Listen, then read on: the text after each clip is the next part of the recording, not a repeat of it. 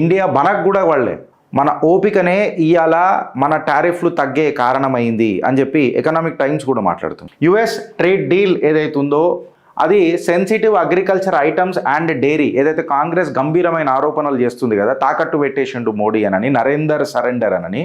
ఇవాళ క్లియర్ కట్గా భారత్ యొక్క ఓపిక మనకు ఒక బార్గెనింగ్ పవర్ ఇచ్చింది.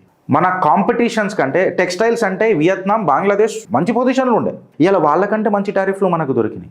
18% టారిఫ్ అనేది భారత్ యొక్క సరుకులకు ఒక మంచి కాంపిటేటివ్ ప్రైస్ ఇచ్చింది. లార్జెస్ట్ కన్జ్యూమర్ మార్కెట్లక మళ్ళీ భారత్ అగ్రగామిలక నిలబడ్డది. నువ్వు గెలిపితే మేము గీక్తామని చెప్పుకుంటూనే, ఓపిక ఉంటూనే, మాట్లాడకుండా యుద్ధం చేస్తూనే, వాడిని గెలుపుకుంటూనే వాడికి ముచ్చమటలు పట్టించి యూరోపియన్తో చేతులు కలిపినాం, యూకేతో యూరోపియన్ యూనియన్తో చేతులు కలిపినాం, యూకేతో చేతులు కలిపినాం, ఈఎఫ్టీఏ డీళ్లు చేసుకున్నాం, ట్రేడ్ ప్యాక్స్ చేసుకున్నాం, భారత్ని రీఇన్ఫోర్స్ చేసినాం. మళ్ళా సోనీకి చిడి బగర్ భారత్ బిజినెస్ చేసుడు కష్టం అని చెప్పి చూపించినాం.